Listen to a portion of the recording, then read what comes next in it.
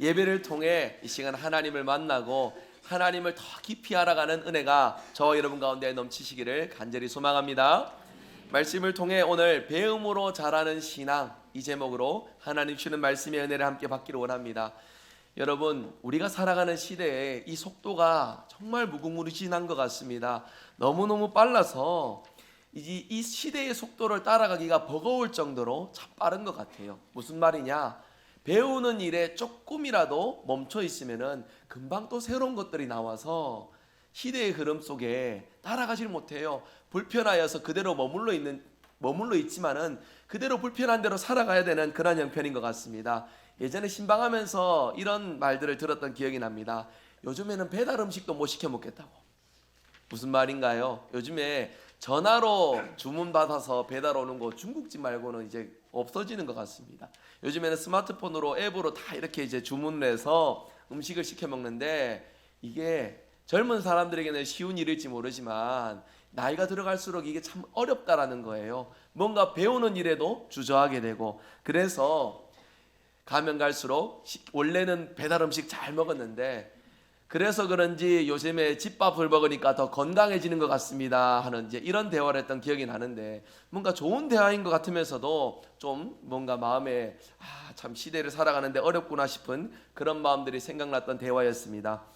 이제 이 부분에서 제가 드리고 싶은 말씀은요, 이 시대를 살아가려면 우리가 알아야 하고 배워야 할 것들이 참으로 많다라는 것을 생각하면서 말씀을 드려보았어요. 오늘 본문에도 여러분 보시면 사도 바울이 빌립보 교회 성도들에게 이것저것 참 많은 것을 언급하면서 이 많은 것들을 배워야 한다라고 말씀하고 있습니다. 8절 시작 부분에 보시면 끝으로라는 말로서 시작이 됩니다. 그러니까 편지의 마지막 부분인 것이에요. 사도 바울이 빌립보 교회를 향해 쓴 편지의 마지막 부분에 끝으로라고 하면서 무엇에든지 계속해서 반복하여 교훈을 전하고 있습니다. 오늘 본문 유심히 보면은 등장하는 동사가 있습니다. 생각하라, 행동하라, 배우라, 참여하라, 이런 동사들이 나옵니다. 편지를 마무리하면서 좋은 마음들을 나누면서 편지가 마무리되는 게 아니라 편지 끝부분에 더 많은 요구들을, 더 많은 바램들을, 더 많은 권면들을 전하고 있어요. 성도 여러분, 성경은 우리가 할 수 없는 것들을 하라고 요구하는 하나님의 말씀입니까? 아닙니다. 우리의 눈으로 봤을 때 할 수 없는 영역들일지라도 하나님이 함께 하시면 능히 할 수 있기에 하나님은 이 말씀을 통하여 우리에게 권면하시고 이러한 삶을 살아가도록 명령하고 계십니다. 믿으십니까? 그렇게 우리가 버겁지만 우리의 삶의 형편에 맞지 않다 싶을지 모르지만 그 속에 하나님이 함께 하심을 기억하며 말씀 붙들고 생각하고 행동하고 배우고 참여하는 우리의 삶을 살아가야 합니다. 그래서 이 믿음의 삶을 위해서 노력할 것인데, 그럼에도 우리의 연약함 속에 실족하고 좌절하는 경우들이 있다는 것이에요. 우리의 믿음에 부족하면서 이 모든 일들에, 배우는 일에, 이뤄가는 일들에 소홀하면서 그저 그 자리에 머물러 있는 우리의 삶을 살아가야 할까요? 결코 그렇지 않습니다. 9절을 중심해서 앞뒤의 말씀을 보시면 너희는 내게 배우고 받고 듣고 본 바를 행하라. 그리하면 평강의 하나님이 너희와 함께 계시리라 말씀하고 있습니다. 성도는요, 머물러 있는 자가 아닙니다. 믿음 안에서 우리가 배운 것, 우리가 받은 것, 우리가 본 것들을 행하는 자들입니다. 그것이 우리가 힘들고 어려운 일일지라도 머물러 있는 이들이 성도가 아니에요. 한 걸음이라도, 조금씩이라도 하나님의 뜻을 기억하며 이 모든 일들을 생각하고 행동하고 배운 대로 받은 대로 이뤄가는 자들이 바로 성도라는 것입니다. 가장 중요한 말씀, 그러한 우리의 마음속에 누가 함께 하신다고요? 하나님이 함께 하신다고. 그래서 이 모든 일들을 능히 가능하도록 이뤄가시는 분이 바로 우리 하나님이심을 말씀하고 있습니다. 저는 오늘 말씀을 통해서 우리 성도가 함께 배우는 삶, 함께 받은 것을 이뤄가는 삶을 함께 우리가 생각하며 말씀을 통해 점점 자라가는 건강한 성도, 건강한 교회로서 우리가 한 걸음 더 나아갈 수 있기를 원합니다. 이 시간 하나님 주시는 말씀을 통하여 배우는 일에 순종하고 실천하여 점점 자라가는 건강한 성도, 건강한 교회, 저와 여러분 될 수 있기를 주 예수 그리스도 이름으로 축복합니다. 이 시간 말씀 통해 세 가지 한번 생각해 봅니다. 오늘 말씀 제목 배움으로 자라는 신앙생활입니다. 이를 위해 우리가 해야 될 것은요, 첫 번째는 우리는 뭘 잘해야 된다고요? 생각을 잘해야 됩니다. 생각하기를 잘해야 됩니다. 여러분, 우리는 생각하는 존재입니다. 사람은 누구나 다 생각이 있습니다. 그렇지만 여기서 말하는 이 생각, 성도의 생각을 두고서 우리가 고민했으면 좋겠습니다. 여러분, 여기서 오늘 본문에 나타나는 이 생각을요, 계산으로 이해하셔서 생각해도 좋습니다. 그런데 계산이라 하여서요, 이익을 따져보는 계산이 아닙니다. 여기서 말하는 계산은요, 무엇이 합당한지, 무엇이 옳은지 따져보는 것들이라는 것이에요. 사도 바울은 무엇을 생각하고 무엇을 따져보아야 될지에 대해서 구체적으로 교훈을 합니다. 구체적으로 오늘 말씀에 6가지나 일러줍니다. 참된 것, 올곧은 것, 옳은 것, 순결한 것, 사랑스러운 것, 칭찬받을 만한 것, 이런 것들을 생각하라, 이런 것들을 이루라 말씀하고 있습니다. 여기서 이 6가지 의미를 이제 한 가지 의미로 좀 우리가 요약해서 기억하기를 원합니다. 그것은요, 한번 따라서 해주시겠습니까? 참된 것, 참된 것을 생각하라 하는 것이에요. 소위 말해서 이 참된 것은 진리입니다. 무엇이 옳으냐에 대한 생각인 것이에요. 진리는 거짓과 반대될 뿐만이 아니라 사실에 부합되는 것이 진리지 않습니까? 바로 이 진리, 우리 성도로서 지녀야 될 진리, 지켜가야 될 진리를 기준으로 무엇이 옳은지 생각하라 말씀하는 것이에요. 여러분, 우리가 살고 있는 세상은요, 거짓이 훨씬 더 사실처럼 보이는 그러한 세상입니다. 거짓이 더 잘 통해 보이는, 그것이 진짜처럼 보이는 세상일지 모릅니다. 여러 가지들이 있겠지만은요, 그러한 세상의 요인 중에 저는 물질과 좀 연결을 해서 생각을 해보았습니다. 물질, 즉 돈으로서요, 세상 속에서 무엇이든지 옳은 것처럼 보이게끔 하고 옳은 것처럼 통하게끔 하는 것이 세상에 보여주는 단면이 아닌가 싶어요. 사실 그러한 부분들에서 물질이 있는 곳에 사람의 마음이 향하므로 그것이 옳은 것처럼 보이는 일들이 비일비재해져 갑니다. 청년부 수련회를 하면서 이번 한 주간 동안 열심히 말을 했더니 참 여러분은 어렵네요. 은혜로서 여러분 함께 해주시기 바랍니다. 여러분, 복음서 보시면 예수님이 자주 쓰신 표현이 있어요. 뭐냐면은 진실로 진실로 내게 이르노니, 이 말씀 자주 표현하셨잖아요. 여기서 말씀하신 진실로가 바로 진리로, 정말로, 사실로라는 그런 뜻을 담고 있습니다. 예수님이 진리시고 예수님이 실체시다라는 것이에요. 예수님 이전에 율법이든지 제사든지 이런 어떤 구약의 수많은 것들은요, 사실 예수님을 보여주는 단면, 그림자에 불과합니다.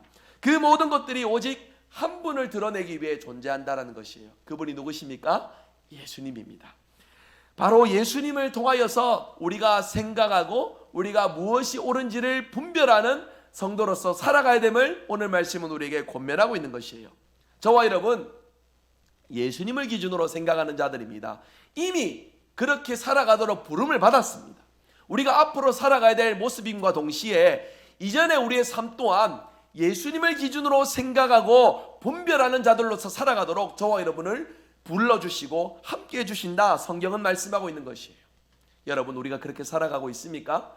우리의 다양한 상황들 속에서 우리의 계산이 어떠한 방향으로 계산이 됩니까? 내게 무엇이 이익이 되는지, 내가 무엇을 하여야 나에게 더 좋은 것인지 충분히 우리가 그렇게 생각하며 살아갈 수 있습니다. 하지만 그 생각 이전에 먼저 우리는 무엇이 옳은지 생각할 수 있는 자들이 되어야 됩니다. 예수님을 기준으로 우리가 무엇이 옳은지에 대해서 분별하고 꿰뚫고 진리로서 살아갈 수 있는 저와 여러분이 되시기를 바랍니다. 본문은 계속해서 이렇게 권면합니다. 무슨 덕이 있든지 무슨 기림이 있든지 이것들을 생각하라. 여러분, 이 편지가 기록된 로마 시대는요, 덕을 추구하는 시대였습니다. 덕. 그러니까 우리말로 덕으로 번역된 헬라어 원어적인 의미는요, 탁월함입니다. 탁월함.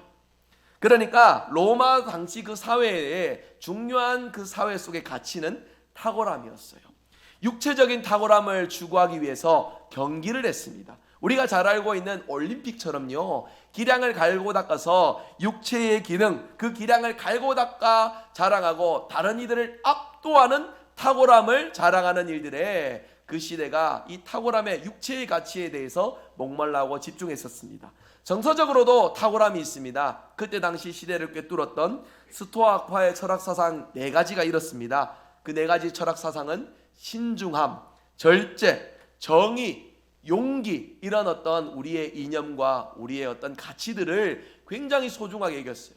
이러한 우리의 이념들, 모습들 속에 우리 일상에서 탁월함을 나타내는 것들을 로마 시대에 굉장히 높게 평가하고 이 탁월함을 이루면서 살아가는 것이 시대의 중요한 가치였었습니다. 성도 여러분, 사도 바울이 빌립보 교회에 지금 편지를 하면서 당시 로마 시대에 이제 각광받던 육체적인 탁월함이나 정서적인 탁월함, 이런 것들을 강조하기 위해서 편지를 썼을까요? 결코 그렇지 않습니다. 우리가 기억해야 될 성도의 탁월함은요, 사람에게서 시작되는 탁월함이 아니에요. 이것을 꼭 기억해야 됩니다. 뭐 신중함이든지 절제든지 정의든지 용기든지 육체의 탁월함이든지 이것을 이루는 자들은 사람을 봅니다. 사람을 집중합니다.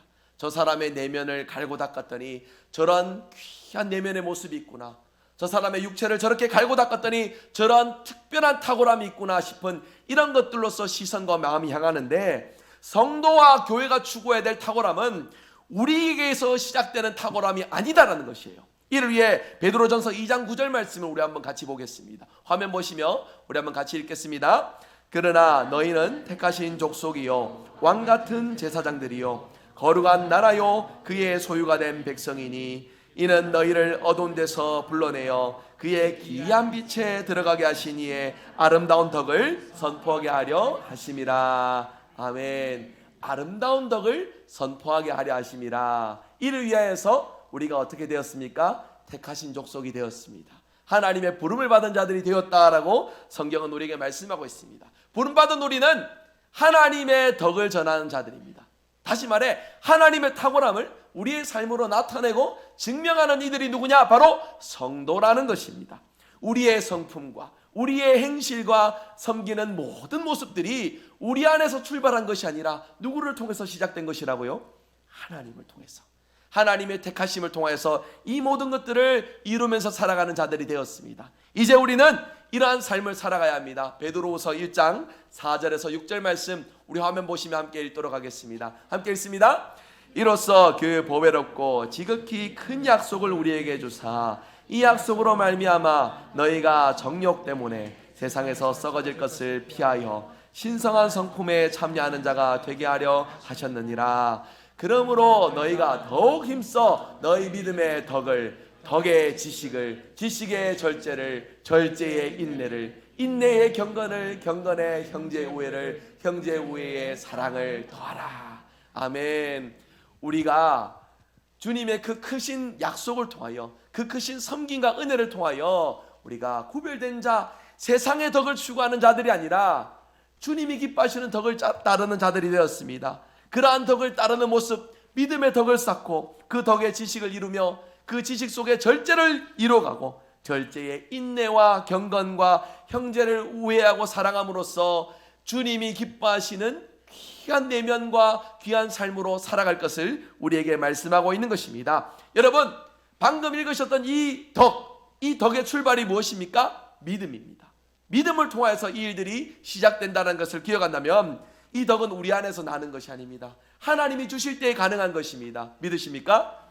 이 시간 구하는 자에게 후히 주시고 꾸짖지 아니하시는 하나님의 그 은혜, 하나님의 그 지혜, 이로써 세상 속에 하나님의 덕, 하나님의 탁월함을 위하여 쓰임받으시는 저와 여러분 복된 삶이 되시기를 바랍니다. 이러한 우리의 모습 속에 여러분, 우리의 모습을 통해 세상은 하나님의 탁월함을 경험하게 됩니다. 세상 속에 참을 수 없는 그 순간에도 우리가 인내함으로써 하나님의 탁월함을 증명하고요, 사랑할 수 없는 그 순간에도 사랑함으로써 하나님의 놀라우신 탁월함을 우리의 모습을 통해 증명해 갈 수 있습니다. 성도는 이를 위해 부름받은 자들입니다. 이를 위해 택함받은 자들입니다. 이 부르심에, 이 택하심에 합당한 삶을 살아가는 저와 여러분 되시기를 바랍니다. 두 번째입니다. 우리는 무엇을 배워야 하느냐? 우리는 두 번째로 만족하기를 배워야 합니다. 사도 바울은 자신이 무엇이든지 할 수 있는 능력이 있다라고 고백을 하였습니다. 잘 아시는 말씀이에요. 빌립보서 4장 13절 말씀, 내게 능력 주시는 자 안에서 내가 모든 것을 할 수 있다라는 이 은혜의 말씀. 여러분들 가정에도 가시면은 액자로서 성경 구절로 이제 이렇게 걸려 계시는 가정들도 있으실 것이고, 충분히 이 말씀은 너무나도 잘 아는 말씀이어서 읽지 않으셔도 암송하실 수 있을 만큼 우리에게 너무나도 밀접하게 가까이 있는 말씀입니다. 통계에 따르면 한국 교회 성도들이 제일 사모하는 말씀 중에 하나, 그래서 가장 많이 액자로 이렇게 만들어진 구절 중에 하나가 바로 빌립보서 4장 13절의 말씀이에요. 성도 여러분, 우리가 너무나도 가까이 하는 이 말씀 붙들고 생각할 때에 좀 이런 생각들을 저는 해보게 됩니다. 믿음으로 이 구절을 품고 우리가 살아가면 우리에게 정말 불가능 없이 무엇이든지 가능하게 될 것일까? 여러분, 그런 생각 안 해보셨습니까? 내게 능력 주시는 자, 하나님 능력 주시면 내가 모든 걸 할 수 있다 싶은 이 은혜의 말씀 속에 하면 된다, 안 되면 되게 하면 된다, 이런 어떤 우리의 마음들로서 이루어지는데, 여러분 그런 마음 드세요? 그렇게 이 말씀 붙들고 살아갈 때 모든 것들이 여러분 삶에 이루어지고 가능케 되셨습니까? 여러분, 제가 설교를 통해 몇 차례 강조드렸습니다만 그 구절이 은혜가 되실 때는 위로 몇 센치요? 최소한 10cm, 아래로 10cm. 뭐를 살피라고요? 문맥을. 그 구절의 의미를 옆에 다른 구절을 통하여서 확인하시는 과정을 통해 구체적으로 이 말씀이 어떤 교훈을 주는지 꼭 검증하셔야 돼요. 여러분, 오늘 아까 보셨던 13절의 이 말씀은 성도에게 불가능이 없다라는 그런 말씀의 의미가 아닙니다. 이 말씀은요, 만족에 대한 말씀입니다. 다시 말해 자족, 어떠한 형편이든지 감사하고 만족할 수 있는 그런 은혜의 말씀이 되는 거예요. 성도 여러분, 우리는 불가능이 있는 존재입니다. 성도는 불가능한 것이 있는 자들입니다. 하지 않는 것들이 있어야 하며 진리를 위하여서 기꺼이 내가 나를 위해서 절제하고 하지 않는 것들을 향해서 등을 돌릴 수 있는 이들이 바로 성도여야 합니다. 그렇게 우리는 불가능이 있는 자들입니다. 능력이 있다고 해서 내가 내 마음대로 할 수 있는 자들이 아니라 내가 할 수 있으나 그럼에도 불구하고 하나님이 무엇을 원하시는지에 맞추어서 살아가는 이들이 바로 우리라는 것이에요. 할 수 있는데도 하지 않는 것이 성도라는 것을 여러분 항상 기억하시어 우리의 삶에 다양한 것들을 할 수 있습니다. 그렇지만 그 속에서 기꺼이 하나님이 기뻐하시는 일들을 위해 절제하고 그리고 또 순종하시는 저와 여러분 될 수 있기를 바랍니다. 이를 위하여 사도 바울은 11절 12절에 이렇게 말씀해요. 내가 비천에 처할 줄도 알고 고상함에 처할 줄도 알고 배부름에 처할 줄도 알고 배고픔에 처할 줄도 알고 풍부에 처할 줄도 알고 궁핍에 처할 줄도 아는데, 그런데 내가 이런 상황 속에서도 자족하는 마음을 하나님 주셨으니 내게 능력 주시는 자 안에서 모든 것을 내가 할 수 있습니다. 모든 상황 속에서 만족할 수 있습니다. 감사할 수 있습니다. 라고 사도 바울은 고백하고 있는 것입니다. 어떤 형편이든지 하나님 안에서 만족하며 살아간다라는 은혜의 고백인 것이에요. 여러분, 우리도 마찬가지인 것 같아요. 편안함에 처할 줄도 알고 다급함에 처할 줄도 아는 자들이 바로 성도여야 합니다. 중요한 것은 무엇입니까? 편안할 때에도 흐트러짐 없이, 우리의 곤고함 속에서도 다급함 속에서도 흐트러짐 없이 하나님을 향해 마음과 행실이 이루어지는 자들이 바로 성도라는 것이에요. 그러한 우리의 모습 속에 귀한 열매, 귀한 믿음의 증거는 하나님 앞에 감사함입니다. 만족함입니다. 어떠한 순간에도 곤고한 때에도 하나님 앞에서 감사할 줄 아는 자, 부유하고 잘 될 때에도 하나님을 기억하며 겸손하며 감사의 마음을 지키는 자, 이들이 바로 성도라는 것을 오늘 성경은 우리에게 말씀해 주고 있습니다. 성도 여러분, 사도 바울은 이러한 감사, 만족과 자족에 대해서 말하며 나를 통해 배우라라고 권면을 하고 있습니다. 그런데 여러분, 이런 자족, 이런 감사에 대하여서 바울은 어떻게 배웠을까요? 풍부에 처할 줄도 알고 곤고함에 처할 줄도 아는 그 상황 속에서도 하나님을 향해 마음이 열려있는 이 바울에 대하여서 바울은 무엇을 통해 이 놀라운 사실을 배웠느냐? 자신의 깨달음이 아니죠. 누구를 통해 배웠습니까? 예수 그리스도. 우리 주님을 모범으로 하여 바울은 그 모범된 삶을 살아감으로 이렇게 고백하고 있어요. 주님을 통해 배운 나를 통해 믿음의 삶을 배우라. 믿음의 삶을 본받으라 말씀하고 있는 것입니다. 이사야 53장 보시면 고난받는 여호와의 종에 대한 노래가 나옵니다. 이사야 53장 10절 11절 말씀 화면 보시면 우리 한번 같이 읽어보겠습니다. 여호와께서 그에게 상함을 받게 하시기를 원하사 질고를 당하게 하셨은즉 그의 영혼을 속건제물로 드리게 이르면 그가 씨를 보게 되며 그의 날을 것이요 또 그의 손으로 여호와께서 기뻐하시는 뜻을 성취하리로다. 그가 자기 영혼에 수고한 것을 보고 만족하게 여길 것이라. 아멘. 우리를 위해 고난 받으신 주님, 마지막 부분에 보세요. 만족하게 하신다 했습니다. 주님이 만족하셨어요. 고난을 받으심에도 만족하셨다 말씀하는데 누구를 위한 고난이었습니까? 바로 하나님의 택하신 백성, 그 성도들을 향한 고난이었기에 주님의 피와 살이 쏟아짐에도 불구하고 주님은 그 고난 앞에서도 만족하셨다라고 성경은 말씀하고 있습니다. 사도 바울은 이 그리스도의 희생을 알았던 자입니다. 그리스도의 희생을 보고 만족을 배웠던 자입니다. 그렇기에 어떠한 순간에도 하나님이 기뻐하시는 일들을 위하여 만족하는 삶을 주님을 통해 배웠노라 고백하고 있는 것입니다. 여러분, 우리 모두 이 사실을 배웠습니다. 받은 자들입니다. 이 모습답게 살아갈 수 있기를 원합니다. 우리의 다양한 형편 속에서 여러분, 성도가 믿음으로 승승장구하고 믿음으로 살아가기 위해 수고하면은 심는 대로 거두고 30배, 60배, 100배의 열매를 맺고 이러한 삶들을 우리가 살아가기를 원하는데 우리의 실제 형편은 어떻습니까? 참 어렵습니다. 경제 사정도 어렵고요. 하루하루 삶을 이어가는 것조차 버거울 우리의 삶입니다. 때로는요, 낙심하여서 좌절하여서 슬픔과 고통과 애통함이 우리 삶에 끊이지 않는 그 어려운 상태들도 우리가 경험하게 됩니다. 여러분, 우리가 믿음으로 살아간다는 것이요, 이러한 모든 것들이 우리의 삶에 찾아오지 않는다라는 것을 나타내는 것이 아니에요.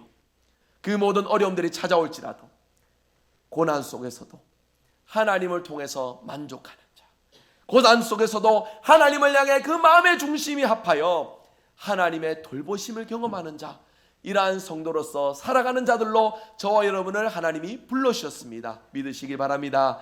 이 고난 속에서, 이 우리의 형편 속에서 만족하는 삶으로 하나님과 늘 함께 하시는 우리의 복된 삶이 되시기를 간절히 소망합니다. 세 번째입니다. 우리는 무엇을 배워야 하느냐? 무엇을 배워야 된다고요? 협력하기를 배워야 합니다. 여러분, 빌립보서 잘 아시는 대로 가장 많이 등장하는 단어는요, 기쁨입니다. 기쁨. 그래서 빌립보서를 기쁨의 편지다라고도 이렇게 부릅니다. 빌립보서가 여러분 아시는 대로 사도 바울이 로마 감옥에 구금되어 있을 때 쓴 편지거든요. 그래서 분류를 할 때 옥중서신으로 분류를 합니다. 감옥에 갇혀 있는 사도가 감옥 밖에 있는 교회와 성도들을 향해서 기뻐하라 라고 이렇게 편지를 하는데, 생각해 보면은 바울이 지금 기뻐할 상황입니까? 별로 바울이 기뻐할 상황이 아니에요. 물론 우리가 생각하는 막 축축하고 빛도 들어오지 않는 그런 어떤 감옥의 상황은 아니었습니다. 바울의 이 감옥의 상황은요, 가택연금 구금이었습니다. 그래서 어떤 이제 육체적인 공고함과 괴로운 일들이 있는 상황은 아니었지만 중요한 것은 바울이 멈춰 있는 것에, 유유적적하는 것에 기쁨을 두는 자였습니까? 아닙니다. 할 수 있는 대로 복음을 전하는 일에 가장 큰 기쁨을 가졌던 바울입니다. 그런데 구금되어 갇혀 있다는 것은 어떤 상황을 말합니까? 자기가 가장 기뻐하는 일을 하지 못하는 상태예요. 그렇기에 답답함이 있었을 것입니다. 목마름이 있었을 것입니다. 그런 바울에게 빌립보 교회를 향해서 기뻐하라라는 이 편지는 어찌 보면은 앞뒤가 맞지 않는 그런 어색한 내용처럼 들릴지 모릅니다. 그러나 이 기쁨의 편지 빌립보서를 제대로 이해한다면 우리가 바울이 기뻐하라고 하는 그 이유가 무엇인지를 잘 알 수가 있습니다. 여러분, 먼저는 바울이 기뻐한다, 기쁨을 계속해서 빌립보서에서 강조했습니다. 그러면 우리가 그 사실에 대해 질문을 해봐야죠. 무엇 때문에 기뻐했을까? 바울은 무엇 때문에 기뻐했을까? 빌립보서 전체를 보면 무엇 때문에 기뻐했는지 알 수 있습니다. 그것은요, 다름 아닌 교제입니다. 교제를 통해 기뻐하는 바울의 마음이었어요. 우리말 번역에는 참여라는 말로 번역이 되어 있습니다. 빌립보서 1장 3절 말씀을 한번 보실까요? 한번 같이 읽겠습니다. 내가 너희를 생각할 때마다 나의 하나님께 감사하며 간구할 때마다 너희 무리를 위하여 기쁨으로 항상 간구함은 너희가 첫날부터 이제까지 복음을 위한 일에 참여하고 있기 때문이라. 아멘. 여기서 쓰여지는 이 참여가 여러분 잘 아시는 헬라어 코이노니아입니다. 교제입니다. 복음으로 교제하는 그 기쁨을 이 참여라는 말로 지금 나타내고 있는 것입니다. 그리고 이제 편지 시작에도 이 참여가 나왔으니 편지 마지막에도 빌립보 교회를 향하여서 코이노니아를 강조하고 있어요. 10절 말씀으로 한번 4장 10절 말씀 다시 한번 화면 보시고 같이 읽겠습니다.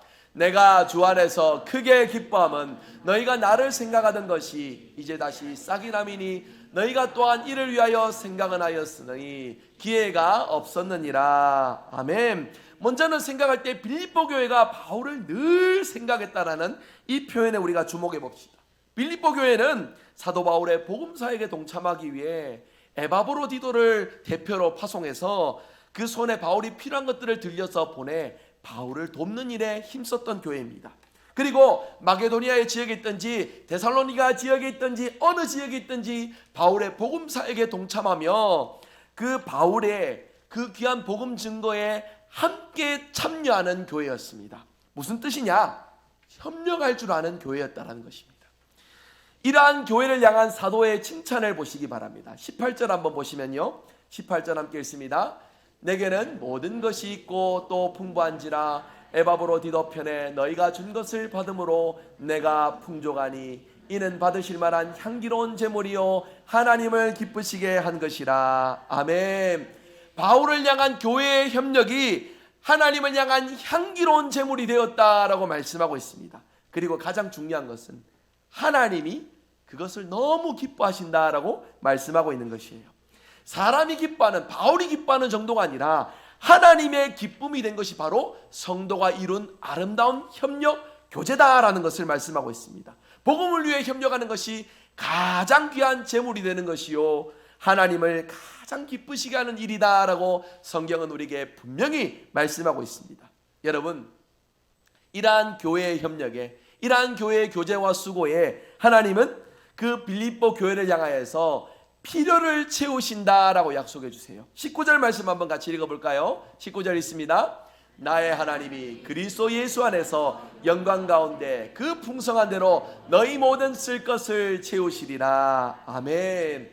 여러분, 우리에게 기쁨과 소망과 은혜가 되는 것은 하나님이 우리의 쓸 것을 채워주신다는 거예요. 주기도문 고백처럼요, 일용할 양식을 채우시는 하나님, 우리가 만족하고 자족할 만큼 하나님께서 우리의 분량대로 삶의 주인 되어 주시어 채워주시고 함께 하시는 복, 이 복을 이 땅에서의 삶과 영원한 우리의 삶 속에 하나님이 늘 은혜로서 복 주신다 약속해 주고 계십니다. 이 약속을 믿고 의지하시기를 바랍니다.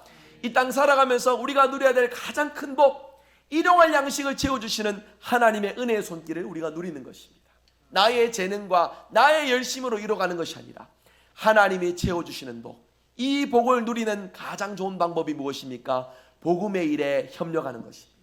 복음의 일에 협력하고 참여함으로써 복음으로 교제하는 우리 교회가 될 때에, 그러한 성도가 될 때에 하나님은 우리의 쓸 것을 채우시고 모든 필요 가운데 함께하여 주신다 약속하여 주십니다. 이 약속 믿고 의지하시어 어려움 이때 속에 하나님의 채우심과 돌보심을 경험하는 저와 여러분 될 수 있기를 간절히 소망합니다. 여러분, 그런데 채우심을 허락하시는 하나님의 복을 생각할 때에 이것만으로도 감사하고 너무나도 귀하지 않습니까? 그런데 오늘 성경은요, 쓸 것을 채우시는 하나님의 복 정도가 아니라 더 놀라운 복의 약속을 더하여 주십니다. 무엇이냐면 우리가 이 복음의 일에 협력함으로써 하나님의 영광에 이르게 될 것이다 라고 우리에게 말씀해 주고 있어요. 빌립보 교회가 복음에 협력하고 그리스도를 자랑하고 있으니 그리스도께서 받으신 그 영광에 함께 동참하게 된다라는 것이 사실 더 중요한 복의 약속입니다. 그래서 우리는요, 이 영광에 참여하는 일을 더 사모해야 됩니다. 사모한다라는 것이 누군가보다 내가 더 많은 것을 누려야 된다는 경쟁의 마음이 아닙니다. 저 사람은 알아주고 나는 알아주지 않느냐 싶은 섭섭한 마음으로서 교회 공동체가 나뉘는 일들에 우리의 열심이 이루어지는 것들도 아닙니다. 우리의 사모함은요, 나는 작을지라도 더 크게 드러나시는 주님을 통해 함께 기뻐하고 즐거워하는 일이 바로 우리가 주님의 영광에 함께 참여하는 것이라는 거예요. 여러분, 이런 이유라면 교회는 다퉈서는 안 됩니다. 다툴 수가 없습니다. 누군가 찬양을 잘하는 모습들을 보면서 시기하고 질투하는 모습에, 누군가 봉사와 헌신을 잘하는 모습에 나도 할 수 있는데 싶은 그런 어떤 불편한 마음들을 가지는 것이 아니라 각자에게 주신 분량대로 복음의 일에 참여하여 우리 속에 우리 주님이 높이 드러나시는 일들을 위해 우리가 협력하는 것이 가장 소중한 복이라는 것을 성경은 우리에게 약속해 주고 계시고 당부하고 있다라는 것입니다. 이를 위해 우리 모두 부름받았어요. 교회에 그렇기에 협력은 너무나도 중요합니다. 여러분, 제가 이 표현을 드리는 거 굉장히 싫어하는데, 세상 속에 기독교를 향한 조롱과 멸시의 기사들을 보면 너무너무 화가 나요. 사실 여러분 그렇지 않습니까? 교회에 물론 연약한 모습에서 부족한 그런 부끄러운 모습들이 있을지는 모릅니다. 하지만 세상과 교회를 비교할 때에 세상이 더 즐비하게 부정, 부패, 타락, 뭔가 죄악됨들이 더 많은 곳이 어디입니까? 세상입니다.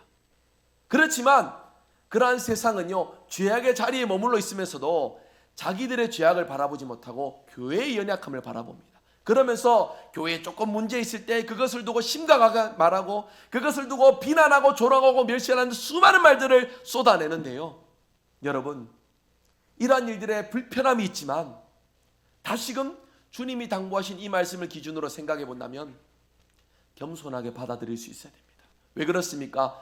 복음의 일에 협력함으로 주님의 영광을 드러내는 일에 우리의 부끄러움들이, 우리의 연약함들이 주님의 영광을 가리웠으니까, 이 사실에 대해서 논박을 하면서 너희들이 더 죄가 많지 않느냐, 너희들이 더 부끄럽지 않느냐라는 말로서가 아니라 그러한 세상의 수많은 목소리들 앞에 겸손히 우리를 돌아보므로 우리의 협력을 더 단단히 이루어 주님의 영광을 드러내는 일에 더욱 힘써 나가야 할 것입니다. 여러분, 제가 한때는 이런 별명이 있었습니다. 분쟁지역 전문 사역자. 무슨 말이냐면요, 부끄럽지만 제 모교회에도 신앙의 열심을 가졌던 분들이 그 열심이 하나의 기준으로 연결되지 못하니까 다툼이 되더라고요. 전도사 사역하면서도 그랬고요, 강도사 사역하면서도 그랬고요, 부목사 사역하면서도 그랬고요, 교회 속에 늘 다툼은 있었습니다. 그런데 그 다툼은 진리 문제가 아니었어요. 충분히 양보할 수 있고 이해해 줄 수 있고 포용해 줄 수 있는 범위였습니다. 오늘 성경은 우리에게 협력을 강조합니다. 무슨 말입니까? 협력을 배우라는 것이에요. 이 배운다는 의미는 신앙생활하면서 예수님을 나의 구주로 영접하여서 오셔서 예배드리고 머물러 살아가시며 머물러 계시는 그 자리에 계시는 것이 아니라 배움으로써 주님의 복음의 일에 나의 마음과 정성을 들여 함께 참여하고 그 참여 속에 서로가 균형을 이루어서 주님의 영광을 드러내는 일에 우리 모두가 쓰임받아야 된다라고 말씀하고 있습니다. 이것이 이 땅에서 우리가 누려야 될 가장 큰 복이라고 성경은 강조하고 있어요. 우리의 쓸 것을 채우시는 하나님을 생각하면 얼마나 감사합니까? 그런데 그 감사보다 더 소중한 것을 우리가 놓치고 있지는 않는지 여러분, 우리 삶을 돌아볼 필요가 있다는 것이에요. 복음에 협력하는 일을 위해 하나님의 영광에 참여하는 일에 저와 여러분을 불러주셨습니다. 우리는 부르심을 받은 자들이에요. 내가 좋아 이 교회를 택하고 내 선택으로서 신앙생활하는 것이 아니라 주님의 부름으로 이 자리에 심겨진 자가 바로 성도입니다. 믿으십니까? 그 속에 가장 중요한 일은 협력을 배우는 거예요. 교회의 권위에 순종하며 직분자들의 그 동역 속에 아름다운 협력으로 열매를 맺어가는 교회, 그러한 교회에 영광의 주님이 함께 하시고 그 영광을 더 힘있게 드러내신다, 성경은 말씀하고 있습니다. 여러분, 이 사실을 기억하시어 지금의 모습에서 날마다 자라가시는 성도, 생각하는 일에, 만족하는 일에, 그리고 협력하는 일에 배움을 통해 자라가는 건강한 성도, 건강한 교회가 될 수 있기를 바랍니다. 오늘 말씀했습니다. 오늘 말씀은 성도인 우리 모두가 배운 것에, 듣고 본 것에 자라가는 성도가 되어야 된다 말씀합니다. 그 모든 것을 생각하면서, 그리고 우리의 마음속에 감사로 간직하며, 그리고 그것들을 협력을 통해 행함으로 열매를 맺어가라 말씀하고 있어요. 여러분, 오늘 말씀이 복잡하게 느껴지실지 모르겠습니다만 제가 조금 더 간단하게 요약해 드릴게요. 성도는 배우는 자입니다. 무엇을 배웁니까? 예수님을 배우는 자들입니다. 예수님의 생각을, 예수님의 선택을, 예수님의 만족을, 예수님이 우리를 위해 이루신 귀한 사역들을 기준으로 협력하는 일들을 배우는 자들이 바로 교회와 성도라는 것입니다. 여러분, 이러한 일들을 통해 우리는 예수님을 체험할 수 있어요. 예수님을 경험할 수 있습니다. 잘 기억하시기 바랍니다. 말씀을 통해 예수님 만날 수 있어요. 기도 속에 예수님을 만날 수 있어요. 찬양 속에 예수님 주시는 마음을 누릴 수 있습니다. 하지만 배우는 일에 소홀하면은 잠시 잠깐 내 마음속에 머물렀다가 잃게 됩니다. 계속적으로 주님이 기뻐하시는 삶을 살아갈 수가 없어요. 날마다 배우셔야 됩니다. 배우는 일에 주님 앞에 서는 그날까지 열심을 다하여 우리의 생각과 우리의 마음과 우리의 행실을 통해 하나님의 영광을 위해 쓰임 받으시는 저와 여러분 될 수 있기를 간절히 소망합니다. 그러한 우리 교회가 될 때에 저와 여러분의 삶에 쓸 것을 필요를 채우시고 우리의 심령에 늘 평안을 허락하시는 하나님의 은혜를 우리가 함께 경험하게 됩니다. 오늘 말씀 23절 말씀인데요, 우리 한번 같이 화면 보시고 읽도록 하겠습니다. 주 예수 그리스도의 은혜가 너희 심령에 있을지어다. 우리 옆에 분들 얼굴 보시면 한번 이렇게 고백합시다. 이렇게 손을 내밀면서요, 세 사람 얼굴 보시면서 얘기하셔야 돼요. 최소한 5사람 얼굴 볼게요. 글자 띄워주세요. 9절 보시면서 큰 소리로 한번 같이 읽어보겠습니다. 주 예수 그리스도의 은혜가 너희 심령에 있을지어다. 아멘. 이 말씀 기억하며 우리를 넉넉히 이기게 하시는 주님을 통해 배우며 자라가시는 저와 여러분 되시기를 주 예수 그리스도 이름으로 축복합니다. 아멘. 우리 함께 찬양합니다. 주님 곁으로 날 이끄시옵소서.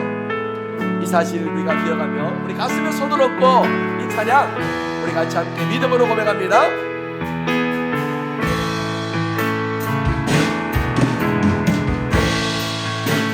주님 곁으로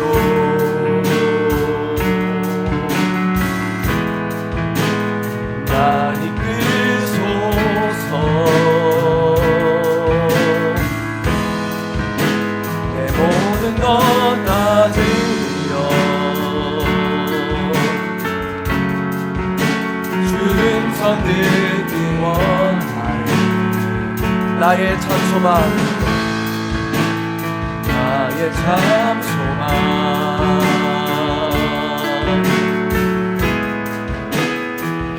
그 무엇과도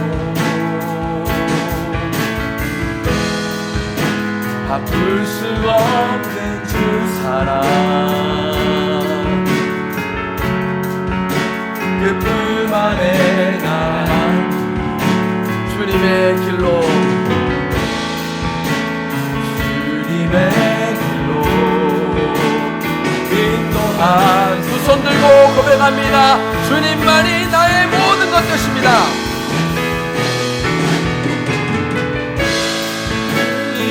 주님만이 내 모든 것 되시니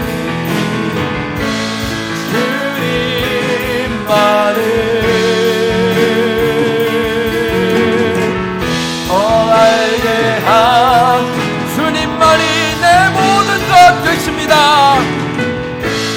주님만이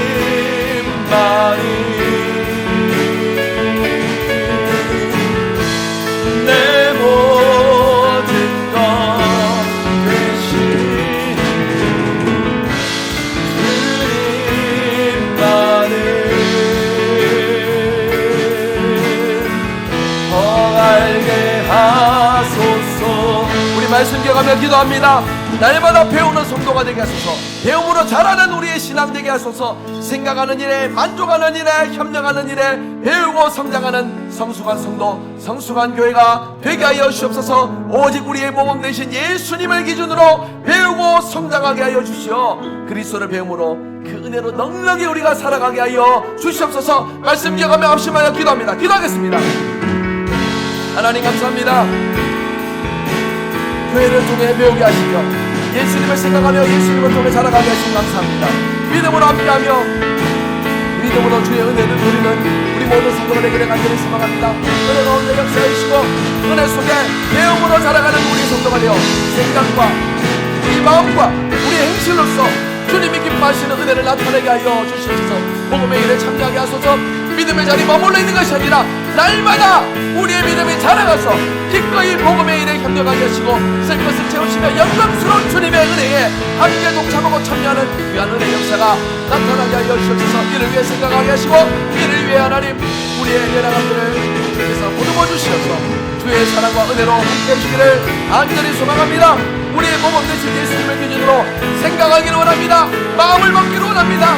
순종하기를 원합니다. 주님을 배우게 하소서. 주님을 알게 하소서. 더 가까이 하게 하소서. 주님, 나의 모든 것 되신 주님을 통해 오직 주님만을 더 알아감으로 주님의 생각과 주님의 마음이 우리의 삶의 기준이 되게 하시고 이를 위해 복음으로 교회가 협력하며 열매를 맺어가는 그 은혜가 있게 하여 주시옵소서.